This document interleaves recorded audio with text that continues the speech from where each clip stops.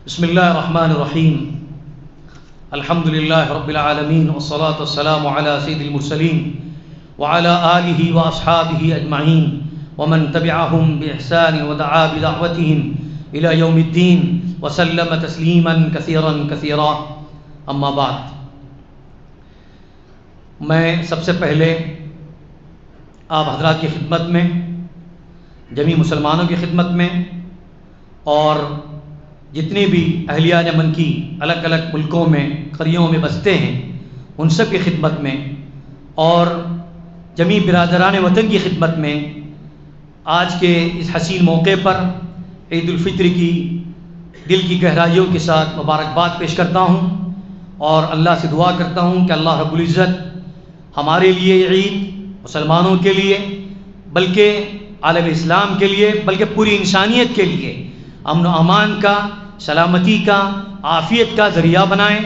اور ایسی خوشیاں اور ایسی بہاروں کا نوید لے کر آئے جو ہمیشہ کے لیے وہ خوشیاں ہمیں محسوس ہو. حضرات، عید الفطر رمضان المبارک کے مبارک مہینے کے اختتام پر ہم مناتے ہیں. اسلام کے اندر جو بھی طریقہ ہم کو بتلایا گیا ہے اس کے اندر یہی ہے کہ ہر عمل پر اور ہر نعمت پر اللہ کا شکر ادا کیا جائے.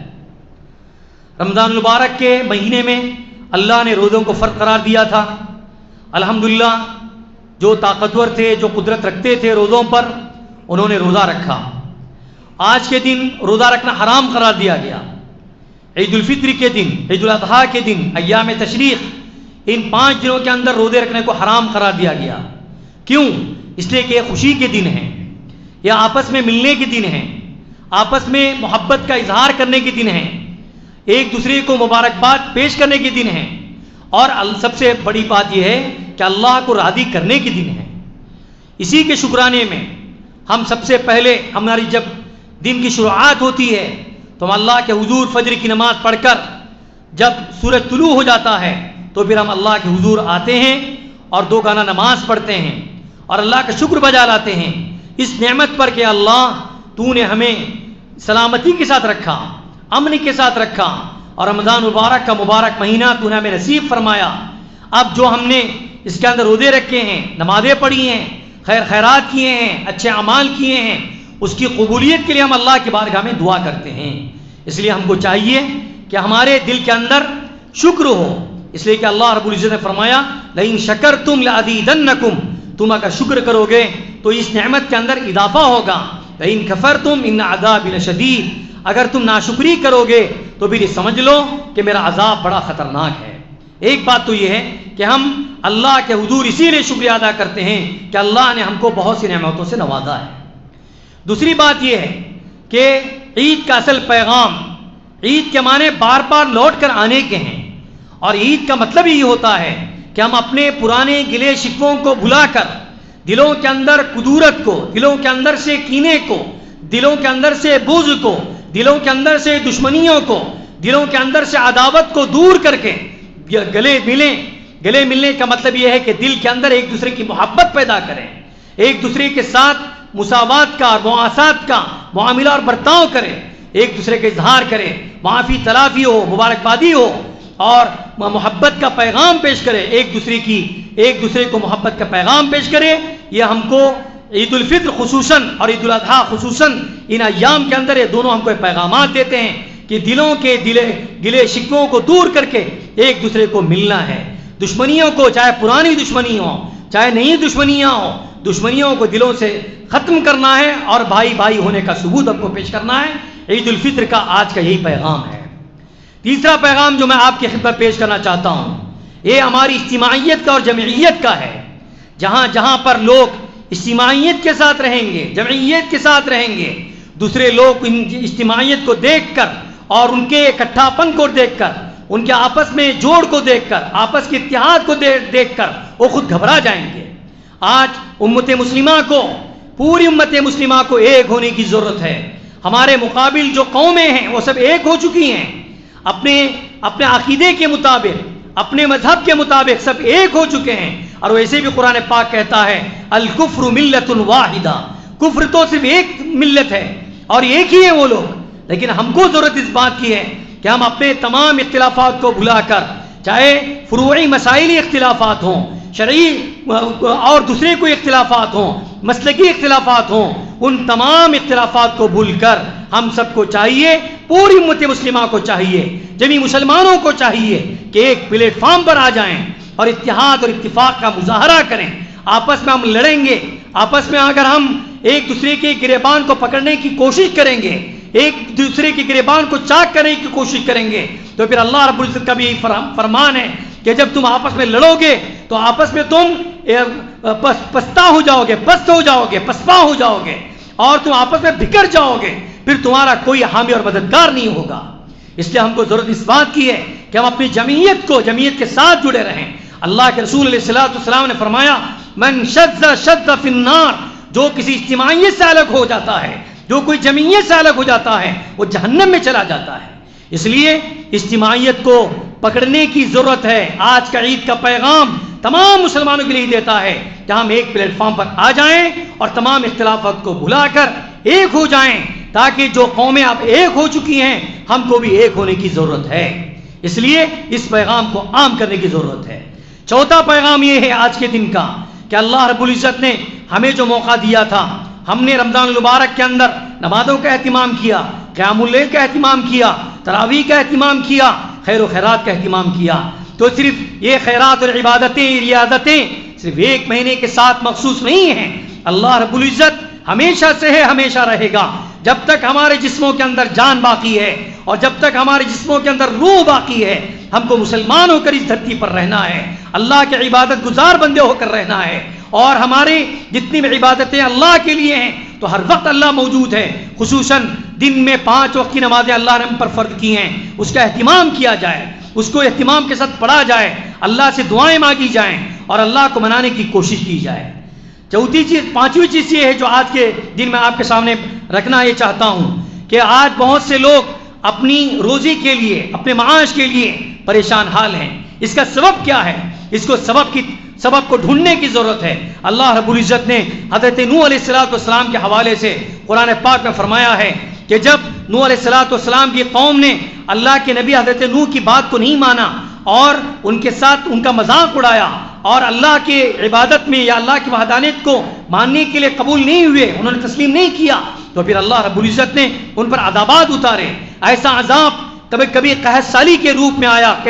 کبھی قحط سالی کی شکل میں آیا کہ جانور مر رہے ہیں، لوگوں کو کھانے کے لیے پینے کے لیے کوئی اسباب نہیں ہے اور بیماریوں کی وجہ سے لوگ مر رہے ہیں۔ تو ایسی صورت میں اللہ رب العزت نے ان سے فرمایا فَقُلْتُ اسْتَغْفِرُوا رَبَّكُمْ إِنَّهُ كَانَ غَفَّارًا، میں نے، حضرت نوح علیہ السلام کہتے ہیں، میں نے اپنی قوم سے کہا کہ اپنے رب سے استغفار کرو، إِنَّهُ كَانَ غَفَّارًا، بے شک اللہ رب العزت بڑا معاف کرنے والا ہے،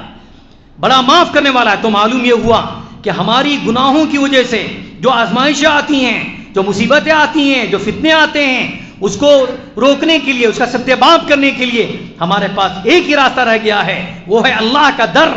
وہ ہے اللہ کا گھر۔ دوسرے تمام در بند ہو سکتے ہیں اور تمام دروں کے اندر سے ہم کو مایوسی مل سکتی ہے، لیکن اللہ کا دربار، اللہ کا گھر، اللہ کا در ایک ایسا در ہے جہاں پر کتنا بھی بڑا گنہگار کیوں نہ ہو، 100 کا قاتل ہی کیوں نہ ہو، وہ اللہ کے دربار میں آ کر جب معافی مانگتا ہے تو اللہ رب العزت ایسے بندے کو بھی معاف کرنے کے لیے تیار ہوتے ہیں۔ تو ہم کو بھی چاہیے کہ ہم اللہ سے استغفار کریں، اللہ سے توبہ کریں۔ اللہ تعالیٰ کیا فرماتے ہیں کہ پھر آسمان سے بارش برسے گی، یرسل السماء علیکم مدرارا، موسلادھار بارش آئے گی۔ بارش کا مطلب یہ ہے کہ اللہ تعالیٰ روزی عطا فرمائیں گے، یہ کھیت لہلائیں گے اور کھیت سے اللہ تعالیٰ روزی پیدا کریں گے، کہیں پر گیہوں، کہیں پر چاول، کہیں پر جو، بہرحال انسان کی جو روزی ہے اللہ رب العزت اس بارش کی وجہ سے روزی کو پھیلائیں گے اور روزی عطا فرمائیں گے۔ آخری بات میں آپ سے یہ عرض کروں گا کہ آج کل جو بیماری پھیل رہی ہے، سب سے پہلی بات تو یہ ہے کہ میں بار بار کہہ چکا ہوں اور اب بھی کہتا ہوں کہ موت دینے والا، بیماری دینے والا، زندگی دینے والا، شفا دینے والا اللہ ہے۔ اس پر ہم سب کا یقین ہونا چاہیے،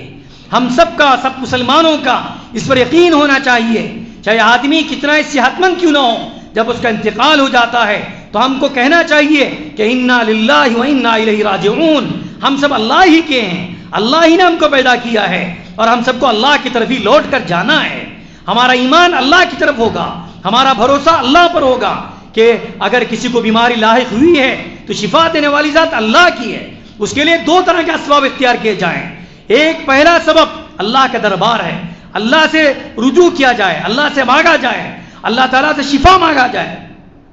اور جب ہم اللہ سے شفا مانگیں گے تو دوسری طرف اسباب کو اختیار کیے جائیں. اسباب اختیار کرنا کوئی ہمارے توکل کے منافی نہیں ہے. کہ اللہ کے رسول علیہ الصلوۃ والسلام نے ایک صحابی سے فرمایا تھا, جب وہ صحرا کے اندر اونٹ لے کر آئے تو اللہ کے رسول نے فرمایا سب سے پہلے آپ اونٹ کو باندھنے کا انتظام کرو, پھر اللہ پر بھروسہ کرو کہ یہ اونٹ کہیں پر نہیں جائے گا. اس کا مطلب یہ نہیں ہے کہ اونٹ کو لایا اور اسے چھوڑ دیا, اللہ پر مجھے بھروسہ ہے کہ اونٹ کہیں پر نہیں جائے گا, بلکہ اللہ کے رسول علیہ الصلوۃ والسلام نے توکل ہم کو سکھایا ہے, بھروسہ ہم کو سکھلایا ہے. توکل اور بھروسہ کا مطلب یہ ہے کہ جو چیز کرنی ہے وہ اللہ بھروسہ کیا جائے, لیکن انسان کے لیے جو مکلف جس کو بنایا گیا ہے, جو کام انسان کرنا ہے اس کو انسان کو کرنے کی ضرورت ہے. مثلا میں آپ کو ایک مثال دیتا ہوں کہ اگر کوئی آدمی, کوئی نوجوان یہ کہے کہ اللہ تعالیٰ میرا رازق ہے, اللہ تعالیٰ مجھے کھلانے والا ہے, اللہ تعالیٰ مجھے پلانے والا ہے, مجھے اس پر پورا بھروسہ ہے, اور کوئی کام نہ کرے, کوئی اس کے لیے محنت نہ کرے, یہ توکل کے خلاف ہے.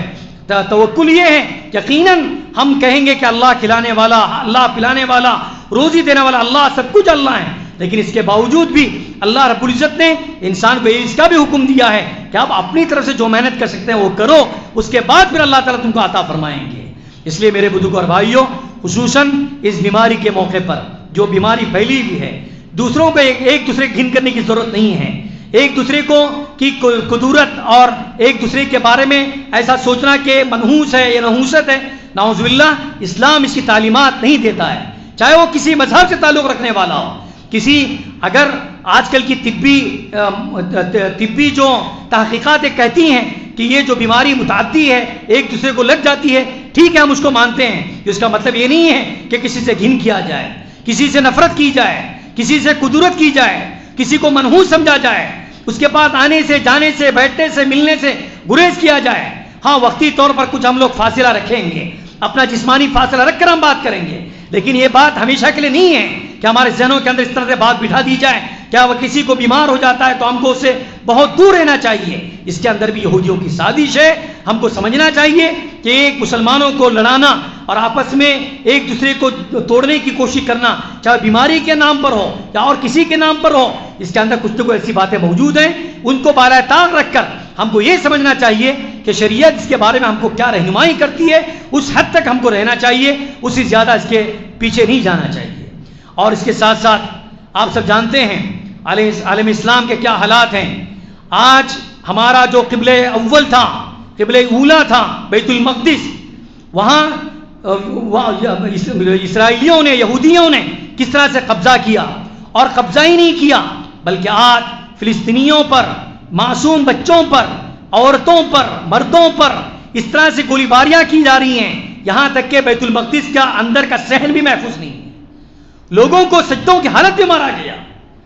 لوگ چھوٹے چھوٹے معصوم بچوں کی لاشیں نکالی گئیں, اور یہ سلسلہ آج کا نہیں ہے, کئی سالوں سے سلسلہ چل رہا ہے. تو ہم کو اس کا درد ہو کہ یہ قبلہ اول ہے, یہ مقدس زمین ہے, یہ مقدس جگہ ہے, یہ ہماری مقدس مسجد ہے. ہر نوجوان کے اندر اس کا جذبہ ہونا چاہیے, اور ہم کو دعائیں کرنی چاہیے کہ بیت الاقصی, بیت المقدس کو ان صہیونیوں کے ہاتھوں سے, یہودیوں کے ہاتھوں سے, اسرائیلیوں کے ہاتھوں سے اللہ تعالیٰ جل جد آزاد کرے, اور مسلمانوں کو اس کے اندر نمازوں کو پڑھنے, اعتکاف کا کرنے اور اپنی مسجدوں کا اہتمام کے ساتھ وہاں جانے کی توفیق دے. یہ ہم کو دعائیں کرنی چاہیے. آج وہاں کے مسلمان بہت ہی نہتے ہیں اور بہت ہی مظلوم ہیں, ظلم کیا گیا ہے. تو آج کی خوشی کے اندر اگر ہم کچھ نہیں کر سکتے ہیں تو ان کے لیے کم از کم دعائیں کریں, ان کے حالات کو ہم سمجھنے کی کوشش کریں. مسلمان المسلم اخو المسلم, اللہ کے رسول نے فرمایا کہ ایک مسلمان دوسرے مسلمان کا بھائی ہے. جب کسی مسلمان کو کوئی کانٹا چھپتا ہے تو دوسرے مسلمان کو اس کی تکلیف ہوتی ہے. ہم کو اس کی تکلیف کو محسوس کرنا چاہیے, اور ہم کو یہ کہنا چاہیے کہ یہ سرزمین ہماری ہے, یہ بیت المقدس انشاءاللہ اللہ تعالیٰ لوٹا کر رہیں گے. اللہ سے ہم دعا کرتے ہیں کہ اللہ رب العزت اس بیت المقدس کو جلد از جلد ایسے ظالموں کے ہاتھوں سے نکال کر مسلمانوں کے ہاتھوں میں عطا فرمائیں, اور جیسے پہلے آزاد تھا اس طرح سے اس کو آزادی ملے, اور جا کر مسلمان وہاں پر نماز پڑھیں، اعتکاف کر سکیں، اللہ کو یاد کر سکیں۔ بس میں اس موقع پر پھر ایک مرتبہ آپ سب حضرات کو مبارکباد پیش کرتے ہوئے یہی عرض کروں گا کہ یہ جو بیماری جو پھیلی ہوئی ہے، جس کے لیے جو احتیاطی تدابیر کے لیے ہم کو کہا گیا ہے اس پر مکمل طور سے عمل کیا جائے، کہیں پر زیادہ بھیڑ نہ لگائی جائے، اور جہاں پر ملنا جلنا ہو اس کا پورا خیال کریں، خصوصاً راستوں پر جاتے ہوئے آتے ہوئے گاڑیوں کو کہیں پر کھڑا کر کے سب ایک ساتھ جمع ہونا اور راستے کو بلاک کرنا، روکنا، یہ سب مسلمانوں کی شان نہیں ہے۔ ہمارا اسلام ہم کو ایک طریقہ بتلایا ہے کہ جب راستے پر چلو تو راستے کا حق ادا کرو، راستے پر کسی کو تکلیف مت پہنچاؤ، اگر راستے پر کوئی چیز پڑی ہوئی ہے اس کو ہٹاؤ، یہ سب اسلام کی ہدایت میں سے ہے۔ ایسا نہیں ہونا چاہیے کہیں پر دکان لگی ہوئی ہیں یا کچھ لوگ کھڑے ہوئے ہیں تو ہم بھی جا کر اپنی گاڑی وہاں پر لگا کر کھڑے ہو جائیں اور پھر آنے جانے والوں کو تکلیف ہو۔ ان تمام چیزوں سے ہم کو بچنا چاہیے۔ اللہ سے دعا کرتے ہیں کہ اللہ تعالیٰ مجھے بھی اور آپ کو بھی ان مبارک ایام کی جو عبادتیں اور ریاضتیں کی گئی ہیں ان سب کو قبول فرمائیں۔ آنے والے جو دن ہیں اللہ تعالیٰ ہم سبوں کے لیے امن و امان کا پیغام لے کر آئے، سلامتی کا پیغام لے کر آئے، اور جتنی ضرورتیں انسانوں کی ہیں اللہ تعالیٰ ان تمام ضرورتوں کو پورا فرمائے۔ وآخر دعوانا ان الحمد للہ رب العالمین۔